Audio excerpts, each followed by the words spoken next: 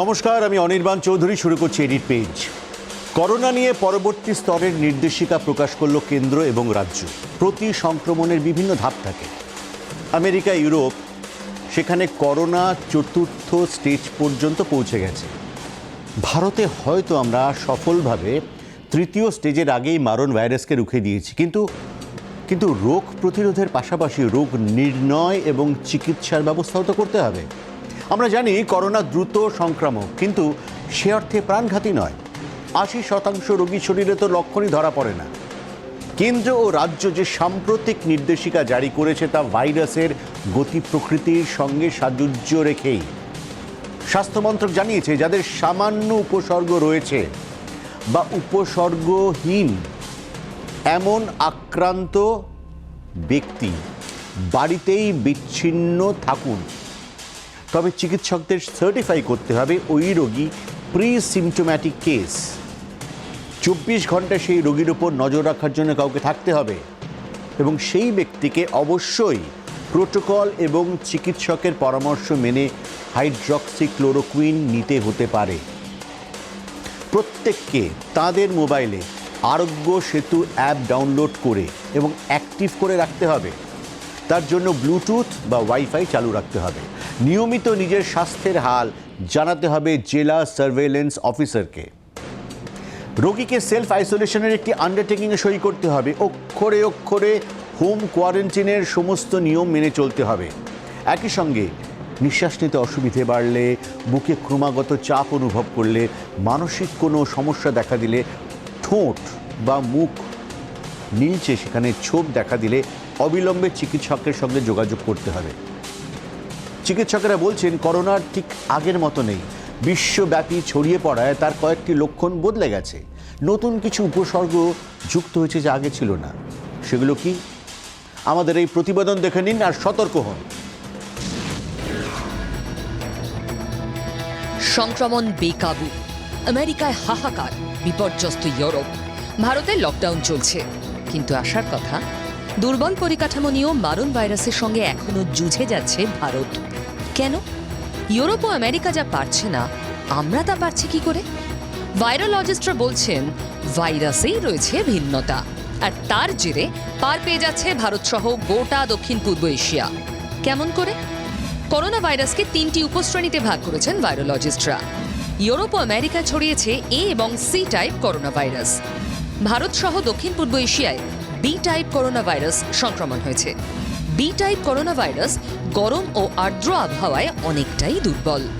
America ও ইউরোপের তুলনায় ভারতে করোনা সংক্রমণও কম।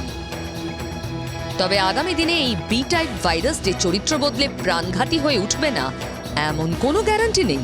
বরং করোনা সংক্রমণের নতুন কয়েকটি উপসর্গ এই ভাইরাসের দ্রুত চরিত্র বদলের ক্ষমতাকেই প্রমাণ করছে। বিজ্ঞানীরা বলছেন, ইদানিং সংক্রমিত ব্যক্তি ঘ্রাণ ও আস্বাদনের শক্তিও হারাচ্ছেন। কারণ ছাড়া কাঁপুনি দিয়ে শীতের অনুভূতিও করোনা সংক্রমণের নতুন লক্ষণ। পেশিতে ব্যথা, গাঁটে গাঁটে ব্যথা, হাত পা কামড়ে ধরাও করোনার লক্ষণ। মাথা ধরা বা একটানা মাথার যন্ত্রণা করোনা সংক্রমণের লক্ষণ হতে পারে। চোখে লাল ভাব বা জয় বাংলার লক্ষণ দেখা দিলে ডাক্তারের কাছে যান। গলা খুসখুস করলে বা গলায় ব্যথা হলে তা অগ্রাহ্য করবেন না। তবে করোনায় এমন রোগীও রয়েছেন যাদের কোনো লক্ষণই ধরা পড়ছে না। ভারতে এমন রোগীর সংখ্যাই বেশি বলে জানাচ্ছেন চিকিৎসকরা। এই উপসর্গহীন রোগীরাই বাড়িয়ে দিয়েছে সংক্রমণের আশঙ্কা। তাই পরিস্থিতি মোটের ওপর নিয়ন্ত্রণে হলেও এখনই লকডাউন শিথিল করতে পারছে না প্রশাসন। ব্যুরো রিপোর্ট, জি ২৪ ঘন্টা। এই করোনা আবহে বেশ কয়েকটা নতুন শব্দ শিখে ফেলেছি আমরা। কোয়ারেন্টিন, সোশ্যাল ডিস্টেন্সিং ইত্যাদি ইত্যাদি। আর সেই শব্দ শিক্ষায় সর্বশেষ সংযোজন ছিল হাইড্রক্সিক্লোরোকুইন। গত কমাসে এই একখানা ওষুধ নিয়ে যা কাণ্ড হয়েছে, তাতে কঠিন ওষুধের নাম সববার মুখস্থ হয়ে গিয়েছে। করোনা শুধু নয়, কূটনীতি, রাজনীতি সবেতেই ছিল এই ওষুধ। কিন্তু হাইড্রক্সিক্লোরোকুইন করোনার প্রতিষেধক নয়। অত্যন্ত সংকটজনক করোনা আক্রান্তদের এই ওষুধ দেওয়া যেতে পারে, ডাক্তার জানিয়েছিলেন আমাদের। বলা হয়, যারা সংক্রমিতের সংস্পর্শে আসবেন তারা সতর্কতামূলক কারণে এই ওষুধ ব্যবহার করতে পারেন, তবে ডাক্তারের অবশ্যই পরামর্শ নিয়ে। কিন্তু তথ্যের পরোয়া না করে হাইড্রক্সিক্লোরোকুইনকে প্রতিষেধকের পর্যায়ে টেনে নিয়ে যান মার্কিন প্রেসিডেন্ট ডোনাল্ড ট্রাম্প। ভারতকে ওষুধ পাঠানোর জন্য হুমকি পর্যন্ত দিয়ে বসেন তিনি। শেষমেশ ক্লিনিক্যাল ট্রায়ালে দেখা যায় করোনা মোকাবিলায় এর কোনো কার্যকারিতা নেই, বরং এই ওষুধ ব্যবহারে মৃত্যুর সম্ভাবনা বেশ কিছু ক্ষেত্রে বেড়ে গেছে। এটা অবশ্যই মার্কিন চিকিৎসা বিজ্ঞানীদের দাবি। আপাতত তাই শিরোনাম থেকে সরে গিয়েছে হাইড্রক্সিক্লোরোকুইন। এরপরে তাহলে কি? এরপরে যে ওষুধের নামটা বলবো সেটা আমাদের নতুন শব্দ শিক্ষায় নবতম সংযোজন হতে চলেছে, রেমডিসিভির। রেমডিসিভির নামে একটা ওষুধকে করোনা নিধনে ব্যবহার করা যায় বলে মনে করছেন বিজ্ঞানী, ডাক্তার এবং গবেষকরা। শুরু হয়ে গেছে ক্লিনিক্যাল ট্রায়ালও। এই ট্রায়ালের ফলাফল নিয়ে বিস্তর অসঙ্গতি বিতর্ক রয়েছে। অনেকেই দাবি করছেন এই রেমডিসিভির পরীক্ষায় ফেল করেছে, কিন্তু ব্যাপারটা কিন্তু মোটেই এখন অবধি সেরকম নয়। সে আলোচনায় পরে আসবো। তার আগে চট করে দেখে নিন এই রেমডিসিভির জিনিসটা কি। প্রথম সংক্রমণ হয়েছিল 5 মাস আগে। এক ভাইরাসের তাণ্ডবে ধুঁকছে গোটা বিশ্ব। এমন তাণ্ডব আগে দেখেছে মানুষ? বোধহয় না। কিন্তু 5 মাস পরেও এই কোভিড-19 নিধনের দাওয়াই খুঁজে পায়নি মানুষ। পরীক্ষা নিরীক্ষা চলছে, কিন্তু জবাব এখনো নেই। বিজ্ঞানীরা বলছেন করোনা নিধনে আশার আলো দেখাচ্ছে নতুন একটি ড্রাগ, নাম রেমডেসিভির। মার্কিন একটি বায়োটেক সংস্থা রেমডেসিভির ড্রাগ বিপুল পরিমাণে তৈরি করার তোড়জোড়ে নেমে পড়েছে। এই ওষুধই করোনা মুক্তির সন্ধান দিতে পারে, আশায় বুক বাঁধছেন ডাক্তাররা। রেমডেসিভির কি? রেমডেসিভির ওষুধটি প্রথম তৈরি হয় ইবোলা নিধনের সময়। শরীরে করোনা ভাইরাস ছড়িয়ে পড়াকে প্রতিরোধ করতে পারে এই ড্রাগ, ঠিক যেভাবে এই ড্রাগ সার্স এবং মার্সের প্রতিরোধক হিসেবে কাজ করে। এই ড্রাগ করোনা সংক্রমণের মাত্রা কমাতে পারে, সংক্রমণের অভিঘাতও কমাতে পারে। কিন্তু রেমডেসিভির করোনা সারাতে পারে কি? এটাই এখন লাখ টাকার প্রশ্ন। আমেরিকার প্রথম করোনা আক্রান্ত 35 বছরের এক যুবককে রেমডেসিভির দেওয়া হয়। এখন তিনি সম্পূর্ণ সুস্থ। চীন, আমেরিকা, ইতালির বহু করোনা আক্রান্তকেও এই ওষুধ দেওয়া হয়েছে। করোনা নিরাময়ে রেমডেসিভির কতটা কার্যকর? পরীক্ষার রেজাল্ট হাতে আসবে আর কয়েকদিনের মধ্যেই। আশায় বুক বাঁধছে গোটা বিশ্ব। করোনার বিশল্যকরণই হতে পারে এটাই, বলছেন গবেষকরাও। তবে পরীক্ষা নিরীক্ষার পর্ব এখনো অনেকটাই বাকি। ফেব্রুয়ারিতে চীনে করোনা আক্রান্তদের উপর প্রথম রেমডেসিভির প্রয়োগ করা হয়। দ্বিতীয় পর্যায়ের পরীক্ষা হয় আমেরিকায়। রেমডেসিভির নিয়ে মার্চেই এশিয়া করোনা সংক্রমণের শীর্ষে থাকা দেশগুলোয় আরও 2টি পরীক্ষা শুরু হয়। সেই পরীক্ষার রিপোর্ট আসবে মে মাসে। বিজ্ঞানীরা বলছেন একটি ক্ষেত্রেও যদি রেমডেসিভির কাজ করে তাহলে ধরে নেওয়া যায় বাকি ক্ষেত্রেও করবে। কিন্তু সংক্রমণ একবার ছড়িয়ে পড়লে তা কমানোর উপায় এখনো মানুষের জানা নেই। সংক্রমণ প্রাথমিক পর্যায়ে থাকতে থাকতেই ওষুধ দিতে হবে। করোনার অন্ধকারে এক চিলতে আলো দেখাচ্ছে রেমডেসিভির। যে সুপারহিরোর পথ চেয়ে বসে আছে মানবজাতি, রেমডেসিভির কি সেই পরিত্রাতা? উত্তরের জন্য এখন রুদ্ধশ্বাস অপেক্ষা। ব্যুরো রিপোর্ট, জি 24 ঘন্টা। এই রেমডেসিভির নতুন করে আশার আলো দেখাচ্ছে। কিন্তু আপনি নিশ্চয়ই ভাবছেন, দুদিন আগেই তো খবর দেখিয়েছে যে এই রেমডেসিভিরের ক্লিনিক্যাল ট্রায়াল ফেল করেছে। সেটাই ভাবছেন তো? তাহলে আপনার ভুলটা ভাঙিয়ে দিই। করোনা মোকাবিলায় এই রেমডেসিভির আদৌ কার্যকরী কিনা তার নির্দিষ্ট কোনো উত্তর এখনো অবধি পাওয়া যায়নি। আর এখনই রেমডেসিভির ফেল করেছে কথা বলা যায় না, কারণ যে কাগজপত্রের ভিত্তিতে এই ওষুধকে ডাহা ফেল বলে ডেকে দেওয়া হয়েছে সেটা ওই পরীক্ষাকারী সংস্থার প্রকাশ করা কাগজ নয়, সেটা ওই পরীক্ষা চলাকালীন একটি লিক হয়ে যাওয়া কাগজ, যেখানে নির্দিষ্ট করে কোনো ফলাফল ঘোষণা করা হয়নি। আর আপনি এখন ভাবছেন যে তাহলে আগে ভাগে কেন দুম করে একটা লিকড কাগজের ভিত্তিতে বলে দেওয়া হলো যে এই ওষুধ কাজ করছে না? সেই প্রশ্নেরই উত্তর খুঁজছে গোটা বিশ্ব। আর এবারও সেই আঙুল উঠল বিশ্ব স্বাস্থ্য সংস্থার দিকে। এই গোটা বিভ্রান্তির কারণ, পরীক্ষাকারী সংস্থার অনুমতি না নিয়ে এই লিক হওয়া কাগজ ওয়েবসাইটে আপলোড করে দেয় হু। পরে বোঝা যায় যে একটা মারাত্মক ভুল হয়ে গেছে। তক্ষুনি সেই রিপোর্ট ওয়েবসাইট থেকে সরিয়েও নেয় হু, কিন্তু ততক্ষণে ঢিঢি পড়ে গিয়েছে। আর বিভ্রান্তির কারণ সেটাই। রেমডেসিভির কতটা বিশল্যকরণের কাজ করবে সেই উত্তর এখনও অধরাই, কিন্তু এখনো পর্যন্ত যে তথ্য পরিসংখ্যান পাওয়া যাচ্ছে তাতে কিন্তু একটা ক্ষীণ আশার আলো দেখা যাচ্ছে। হু জানিয়েছে রেমডেসিভির ওষুধের পরীক্ষা সংক্রান্ত ওই কাগজ দুর্ঘটনাবশত ওয়েবসাইটে পোস্ট করে দেওয়া হয়েছিল। যে মুহূর্তে ভুলটা ধরা পড়েছে, রিপোর্টটি সরিয়ে দেওয়া হয়েছে। ওই কাগজের তথ্য নিয়ে এখন গবেষণা চলছে এবং পরীক্ষাকারী সংস্থা চূড়ান্ত রিপোর্ট দিলে তবেই আমরা এই নিয়ে কোনো মন্তব্য করতে পারবো। আপাতত এই ওষুধের ক্লিনিক্যাল ট্রায়াল চলছে বিশ্বজুড়ে। আগামী 2 সপ্তাহের মধ্যে এই কয়েকটি পরীক্ষার ফল সেগুলো আসবে, সেটাই বলছে মার্কিন সংবাদ মাধ্যমের একটি রিপোর্ট। শোনা যাচ্ছে দরকারে আগামী মাসের মধ্যে এই ওষুধের পরীক্ষামূলক ব্যবহারের সম্মতি দিতে পারে জাপান। কোভিড-19 চিকিৎসায় রেমডেসিভির মানুষের ওপর প্রয়োগ করে ক্লিনিক্যাল ট্রায়াল শুরু করে চীন। ইবোলা প্রতিষেধক হিসেবে প্রথমেই ওষুধ তৈরি করে আমেরিকান সংস্থা জিলেড। রেমডেসিভিরের পেটেন্টও এই সংস্থার হাতেই রয়েছে। সম্প্রতি চীনের একদল গবেষক কোভিড-19 মোকাবিলায় এই ওষুধ প্রয়োগ করতে চেয়ে জিলেডের সঙ্গে যোগাযোগ করে।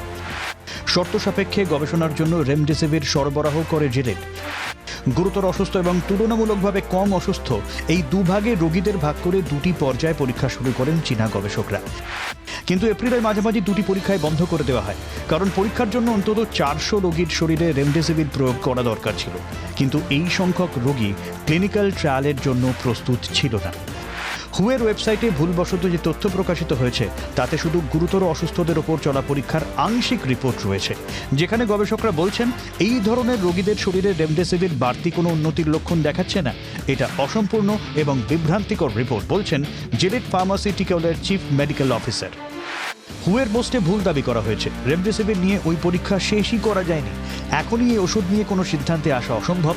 পরীক্ষায় পাওয়া ট্রেন্ডে বরং দেখা গিয়েছে যে কম অসুস্থদের শরীরে অল্প হলেও কাজ করেছে রেমডেসিভির, কিন্তু এখনও সিদ্ধান্ত নেওয়ার সময় আসেনি।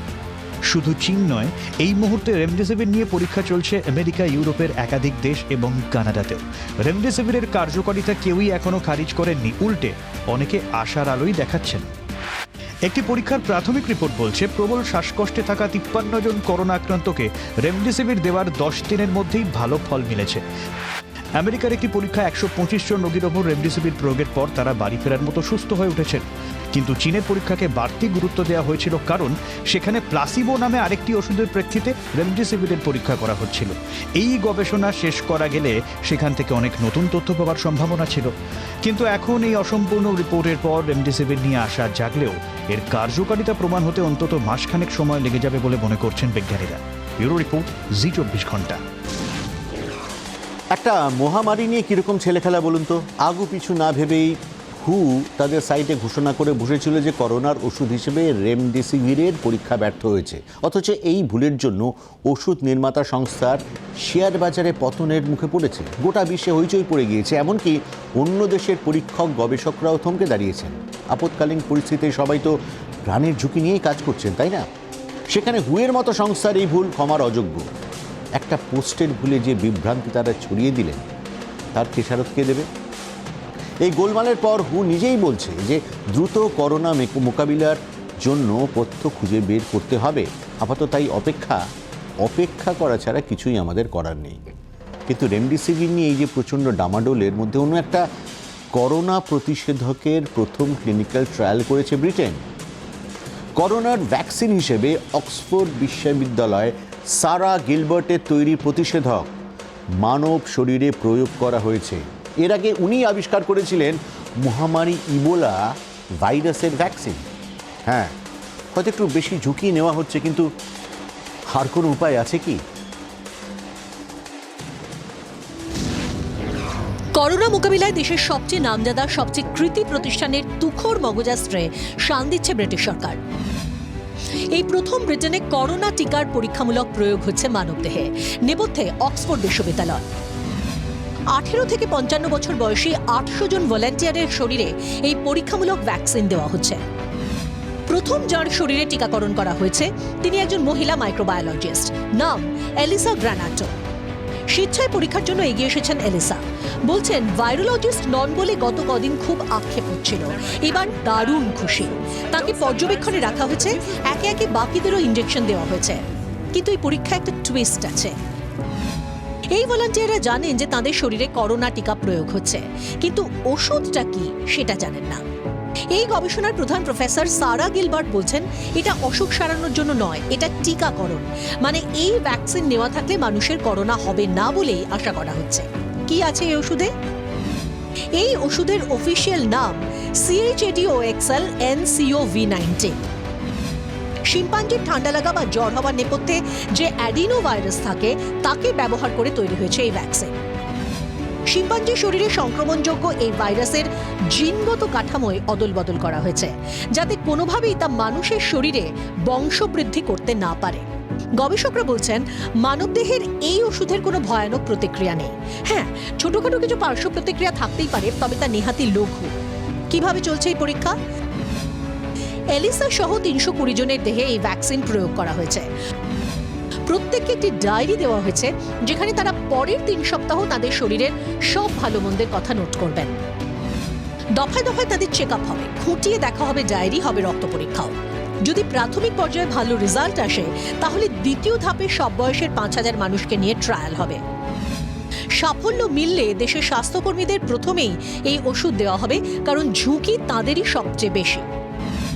আফ্রিকার বিভিন্ন এলাকা, বিশেষত কেনিয়ায় এই টিকা প্রয়োগের ভাবনা রয়েছে, কারণ সেখানে এখনো করোনা দাঁত বসাতে শুরু করেনি, তাই প্রতিরক্ষামূলক ব্যবস্থা দরকার। ইতিমধ্যে 4 মিলিয়ন ইউরো মানে প্রায় 32 কোটি টাকা এই রিসার্চের জন্য বরাদ্দ করেছে ব্রিটিশ সরকার। মিরাকল নয়, বিজ্ঞানের মুখ চেয়ে বসে আছে ব্রিটেন। রুদ্ধশ্বাস অপেক্ষায় গোটা পৃথিবী। ব্যুরো রিপোর্ট, জি 24 ঘন্টা।